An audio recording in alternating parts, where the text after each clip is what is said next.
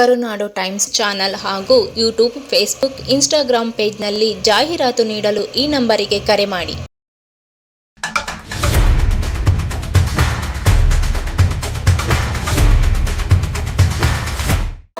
ಮುಖ್ಯವಾಗಿ ನಮ್ಮ ಪ್ರೀತಿಯ ನನ್ನ ಸ್ವಂತ ಮದ್ದೂರಿನ ಮಹಾಜನತೆಗೆ ನನ್ನ ಕೋಟಿ ಕೋಟಿ ಪ್ರಣಾಮ. ಆದ್ರೆ ಇವತ್ತಿನ ದಿನ ನಾವೆಲ್ಲ ಇಲ್ಲಿ ನಿಂತಿರೋದು ನಮ್ಮ ನೋವನ್ನು ಹಂಚ್ಕೊಳ್ಳೋಕೆ, ನಮ್ಗಾಗಿರೋ ಅನ್ಯಾಯದ ಬಗ್ಗೆ ಖಂಡಿಸಿ ಮಾತಾಡೋಕೆ. ಈ ಸರ್ಕಾರ ನಮ್ಮೆಲ್ಲರಿಗೂ ಯಾವ ರೀತಿ ನಡ್ಕೊಳ್ತಾ ಇದೆ ಅನ್ನೋದು ಮತ್ತಷ್ಟು ನಾವು ತಿಳ್ಕೊಂಡು ಅರಿತುಕೊಳ್ಳೋ ಒಂದು ಸಮಯ ಸಂದರ್ಭ ಮತ್ತೆ ಮತ್ತೆ ಪದೇ ಪದೇ ಬರ್ತಾ ಇದೆ ಅನ್ನೋದನ್ನ ನಾವು ಮರೆಯಬಾರದು. ಈ ಕಾಲ ಬರ್ತಾ ಅಭಿಮಾನಿಗಳು ಒಂದಷ್ಟು ಜನ ಅಲ್ಲಿ ನನ್ನ ಅಡ್ಡ ಹಾಕಿ ಹೇಳ್ತಾರೆ, ನೊಂದ ಅಭಿಮಾನಿಗಳು ಹೇಳ್ತಾರೆ, ಅಕ್ಕ ಅಂಬರೀಷ್ ಅಣ್ಣ ಇರ್ಬೇಕಾಗಿತ್ತು, ಅಂಬರೀಷ್ ಅಣ್ಣ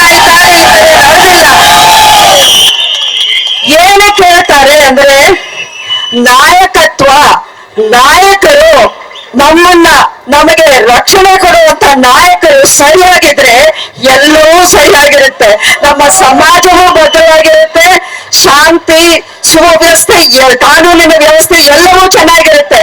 ಆದ್ರೆ ನಾಯಕತ್ವ ಯಾವಾಗ ಸರಿ ಇರೋ ಈ ರೀತಿಯ ಘಟನೆಗಳು ನಾವು ಅನುಭವಿಸ್ಬೇಕಾಗತ್ತೆ, ಆ ನೋವನ್ನ ನಾವು ನುಂಗ್ಬೇಕಾಗತ್ತೆ.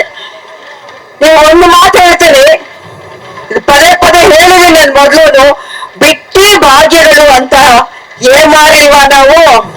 ಏಮಾರದ್ವಾ?